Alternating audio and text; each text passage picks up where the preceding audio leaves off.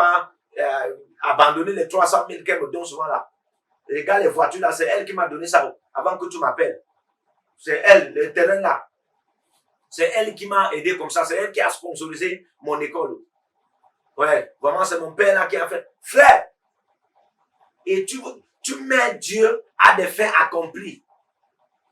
Mets Dieu à des fins accomplies. Tu dis à Dieu que tu ne peux pas répondre à l'appel. Tu ne peux pas devenir pasteur. Tu ne peux pas le servir. Parce que les voitures que ta soeur t'a données, ton frère t'a donné, l'argent que ton frère t'a promis, si tu commences à servir Dieu, ils ne vont pas te donner cela. Les promesses qu'on t'a confiées, si tu commences à servir Dieu, ils ne vont pas te donner cela. Frère, tu es en train de commettre une grave erreur. Amen. Tu es en train de commettre une grave erreur. Alléluia. On va lire un verset biblique. 1 Pierre 2, le verset 9. Amen. Le verset 9. Vous, au contraire, vous êtes une race élue. Amen. Dès lors que Dieu vous appelle, voici ce que tu deviens. Amen. Dès lors que Dieu appelle pour devenir pasteur, pour le servir, voici ce que tu deviens. Vous êtes une race élue, un sacerdoce royal. En d'autres termes, tu ne peux pas servir Dieu dans la pauvreté. Tu ne peux pas être pasteur et tu es un petit homme. Non. Une petite femme. Non. Un sacerdoce royal.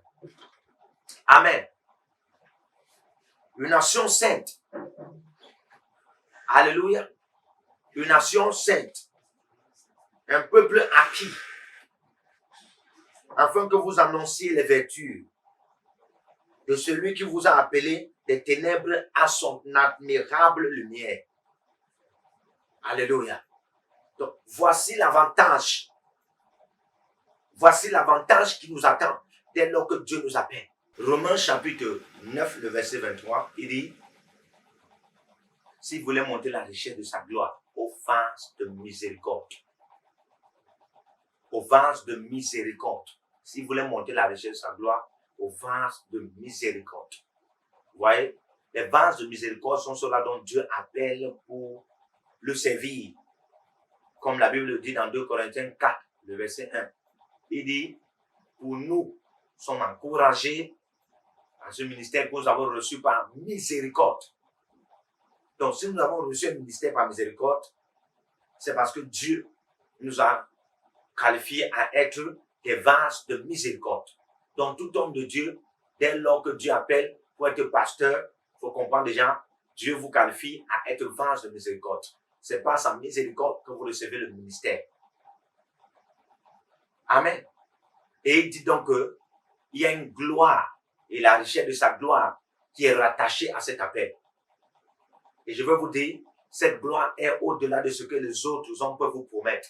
Cette gloire est au-delà de ce que les hommes peuvent vous donner. Cette gloire est au-delà, amen, des richesses des hommes.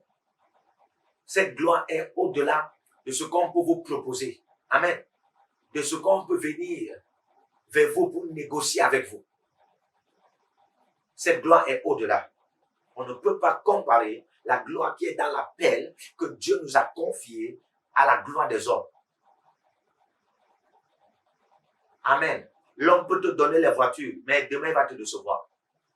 Mais Dieu ne te donnera pas les voitures et puis il te déçoit. Non.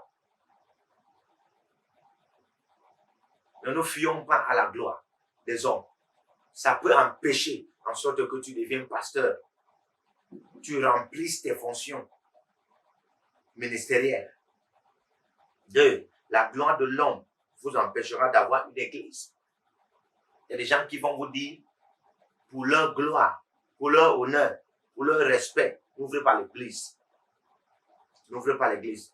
Ne prêche pas dans ce quartier. Ne prêche pas dans cette ville. N'ouvrez pas l'église. Ne commence pas une structure communauté spirituelle chrétienne. Ne commence pas ça. N'ouvrez pas l'église. On va te donner un travail. On va te donner les voitures. Tu seras élevé. On va te donner le leadership. Ouais, n'ouvrez pas l'église. Ne faites pas ça. Et vous allez les écouter. Amen. Et puis vous voyez en train de ne pas accomplir la volonté de Dieu. Et les gens dans ce quartier sont en train de souffrir. Les gens dans cette ville sont en train de souffrir. Amen. Et par ce moyen, ils vous font être coupables du sang de ceux-là qui sont en train d'être versés. 3. La gloire de l'homme vous guidera pour épouser la mauvaise personne. Parce que l'oncle qui te donne souvent l'argent dit que n'épouse pas la femme que tu aimes, dont Dieu a mandaté pour toi. Tu obéis, tu laisses la femme la partie. Tu prends celle qu'on prépare pour toi. Parce que l'oncle là qui est au cutus, amen, l'oncle là qui est au cutus, on a produit une femme pour toi, qui vient aussi du règne de l'occultisme. L'oncle là qui sponsorise souvent ta vie, dit que tu dois épouser telle femme, tu laisses celle-là dont Dieu a mandaté pour toi, et tu vas épouser une mauvaise femme. Pourquoi? Parce que tu veux l'honorer, parce que tu veux le respecter. Amen. Tu n'es plus là où Dieu t'a mandaté. Tu n'es pas avec qui Dieu t'a mandaté d'être. Tu n'es pas en train de faire ce que Dieu t'a demandé de faire. Pourquoi? Parce que tu es en train d'écouter la voix des autres personnes. Et tu te dis, si tu n'écoutes pas leur voix, ils ne vont plus prendre soin de toi. Alléluia. Le peuple va te dire, hé, tu as pris, voici la femme qui est bonne pour toi. Frère, ne pas épouser la femme qu'on te donne. Si tu penses que je te mens, rappelle-toi de Adam. Il a dit à Dieu dans Genèse 3. Il lui a dit, c'est la femme que tu m'as donnée. C'est la femme que tu m'as donnée. En d'autres termes, Dieu, quand tu m'as donné ta loi, je suis resté pendant des années ici là sur le jardin de Densi. Je n'ai pas failli à ta loi. Hein? Je ne suis pas allé à l'encontre de ta loi. Je ne suis pas allé contre ta loi. Mais c'est dès lors que tu as mis la femme-ci auprès de moi, hein, qu'elle a permis en sorte que les portes s'ouvrent pour le péché.